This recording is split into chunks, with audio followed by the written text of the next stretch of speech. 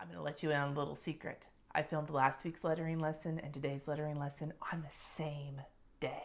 It's because I'm having such a great hair day. Today in Llamas Love Lettering, we are going to be looking at lowercase block lettering as a companion to last week's episode, uppercase block lettering. Doesn't that just go together so nicely? It's the same principle. You're tracing around the letters you already know, the printing that you learned as a kid. You make it a little bit bigger, a little bit fluffier, and then you trace around it, trying to keep it consistent, and that's where you get a block letter from. And then once you get the hang of that, you can bounce into bubble letters and all the other fancy shit like that is more difficult to do beforehand because you have never had to make those particular motions before. You know how to draw an A, I'm assuming, but do you know how to draw around an A? Like with muscle memory like that? I would guess no. And if that's the case, then that's where the practice comes in, to build the muscle memory so that it feels just as natural to draw around a letter A as it is to draw a letter A. How many more times should I say letter A? I don't even know. If you want a little bit more of an explanation as to why I think that block lettering can be challenging, I would suggest you watch last week's video because I don't want to be redundant. I'm always redundant. Being redundant is like, it should be my middle name, Cynthia and redundant Guentert-Baldo. Like, that's a fucking, imagine writing that on a check. In order to avoid all of this redundancy, I will link last week's video somewhere up here in the ethos, and I will link it down below in the description so that you can go back, do that, and then come back to doing the lowercase, because I feel like they kind of go together. They're kind of a match set. Let's just jump right into learning how to block letter lowercase. How do you say that without it sounding odd? Let's just do it. Just like last week, I'm going to demonstrate for a second how you kind of come around to the concept of block letters. I'm using this Papermate Flare to represent a pencil so it's easier to see. Now, if I'm making an A, generally I make an A like that. But if you're trying to make a block letter out of this original letter, you want to exaggerate it more, make it bigger, give it some more definition. Then you take your pen and you trace around it, trying to keep the distance between the skeleton of the letter, which is the original letter, and the new lines you're making as consistent and equal as possible. See, you can see like here, here, here, here, trying to keep those as equal as possible. And then when you go inside, you do the same thing. And that's how you would get a bubble letter or a block letter, which we're starting with today. Fair warning, I really hate lowercase block lettering and bubble lettering. I'm trying to get better at it, but they just irk me for some reason. Maybe it's just because I've never messed with too much with it. So you may get some more irritation in this video than usual. I also want to remind you that these corners that represent it being a block letter rather than like a bubble letter, where it's more rounded like this. The reason that we like the corners for practicing at the beginning to make block letters before you venture into bubble letters is when you have corners like that, it makes the edges more defined, which means you can get better at creating that equal distance, which keeps the letter looking consistent and visually pleasing. When you want to start messing with things and making things poofier and fatter or skinnier or whatnot, it's good to have a general basis of how to make them look consistent in the first place. That way you can play with it later, knowing that you got it right the first time, kind of. You could just start with bubble lettering if you wanted to, but honestly, block lettering is the best foundation for getting the hang of how you trace around all of these letters. Now, when you're working with anything with the rounded, I usually start with the round part and try and make sure that this dot and these two spots are equal from each other. Then just draw out your lines and make sure that your lines are about the same width, and then draw them down.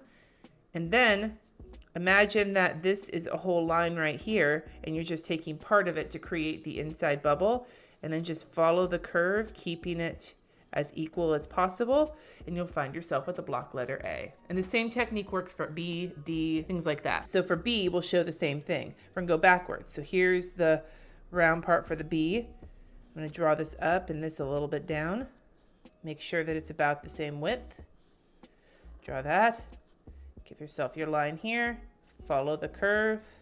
This is a little bit jankier than the A, but you can see the technique on how to get the hang of keeping everything looking evenly spaced. With C, we're gonna use the same trick as in the earlier video with the uppercase C. Draw your two lines, make sure they're the same width, curve them around, and your biggest thing you want to pay attention to is this spot right here, because that's where things can go wrong. If you need to, draw yourself a third little line in pencil right there. So if you were drawing this line, and then in pencil, this line right here, Then what you would do is you would curve around and meet the edge, curve around and meet the edge, and it would help you stay consistent. For D, same thing as A, like this. Bring it up, bring it down, bring it out, bring it out, bring that down. You got it right here, then go around and boom! Look at that sexy ass D. I'm feeling good about my lowercase letters now, but that's because we haven't gotten into the ones that really suck for me. E, that's one of them. Now for E, this is one I would suggest you consider practicing with the pencil rather than just trying to draw it out. But if you can get this far, if you can draw this piece out for the bottom part of the upper E and then curve it all the way around like this, making sure that this space right here is going to be as equal as this space right here. So you can curve it down. Once you hit this and this so that that's equal distant, then you can create your little half moon inside the E. But you may want to just grab yourself a pencil, create yourself an E, and then trace around it just to get the feeling of it, because E, as deceptively simple as it is, can take a little bit of time to make not look awkward. F, draw yourself a line here and a line here for the bottom. And then you can draw 2 lines here to represent the stem. Now bring these lines here like this so that they're nice and equal. Then bring this in, imagining that that's connected, and this in, imagining that's connected. Then just twist down and twist down. And again, like the C, if you want to add a little pencil line here or pencil lines here to help guide you, go for it. For G, like B and D and all that, go up here, draw it out. But then you take your other line and just add it wherever you want to end your G. And then take this and scoop it around, and then take this and scoop it around. And again, that's where you might wind up with some trouble. I always get too fluffy right here, and I've just learned to live with it. And then the same situation for the inner part. And see, you can see here that this is skinnier than this. That's when it starts to look awkward. So now you have an example. For H, I'm drawing my bottom parts of the H, and then my top part to be parallel with my bottom part here. Draw that down here.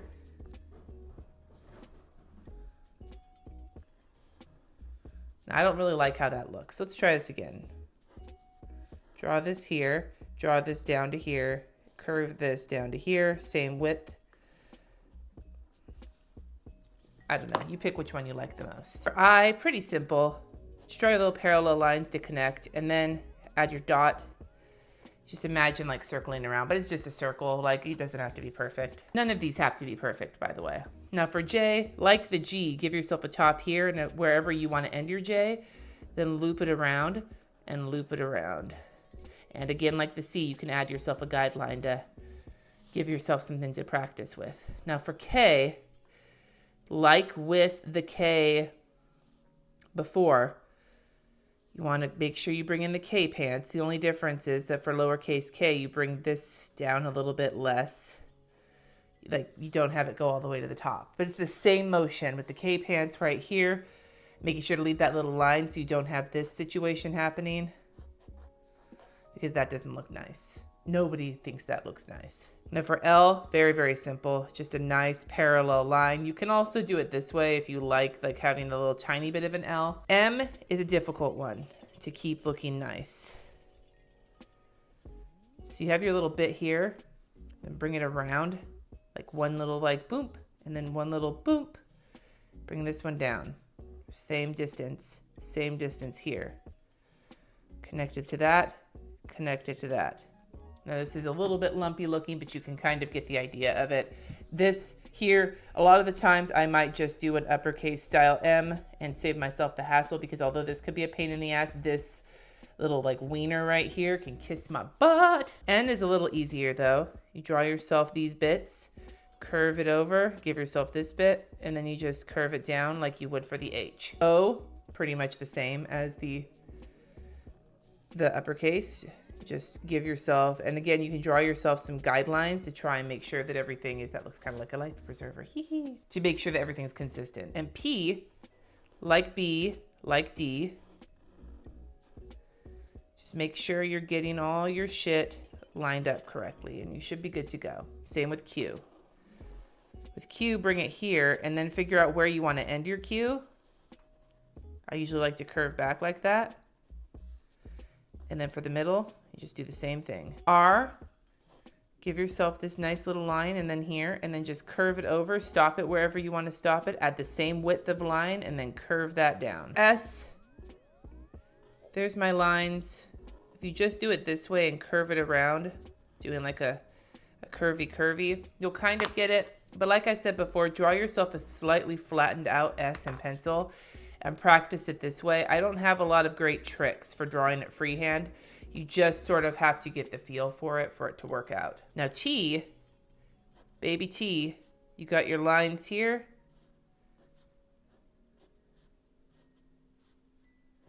And just imagine that there's a line crossing there to remind you of where you're supposed to go.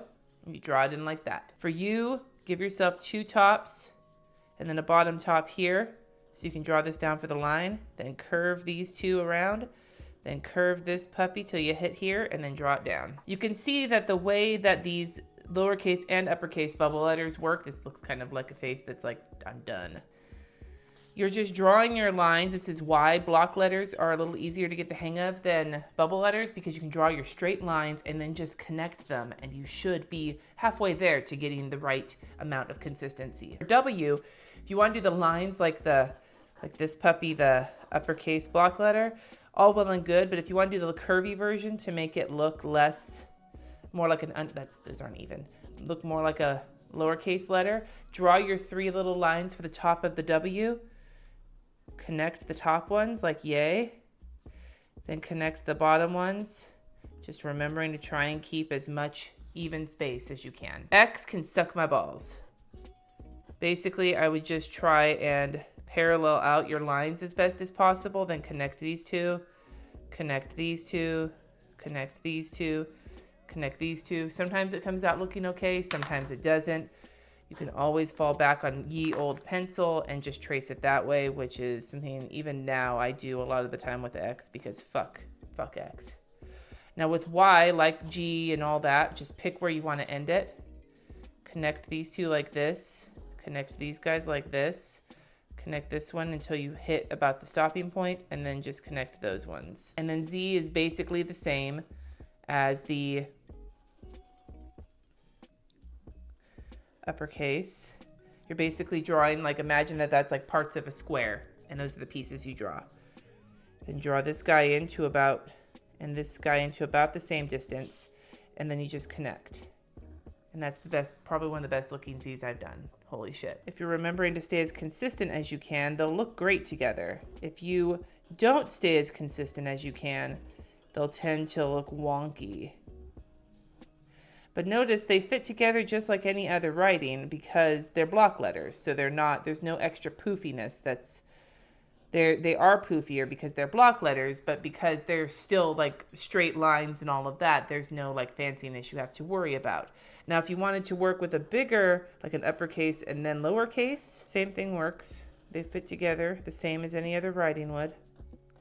Once you get into bubble lettering, it starts to get a little bit more difficult to make things look perfect next to each other because there's so much fluffiness and shit. These are so crooked, but don't pay attention. But when it comes to block lettering, you could treat them pretty much the same as you would regular handwriting because it's basically the same thing. Like if you imagine that these had their letters inside them, they would just be spaced a little shitty, but they'd still be the same situation. Now, it's not any surprise after watching that lowercase block letters are one of my least favorite things to do.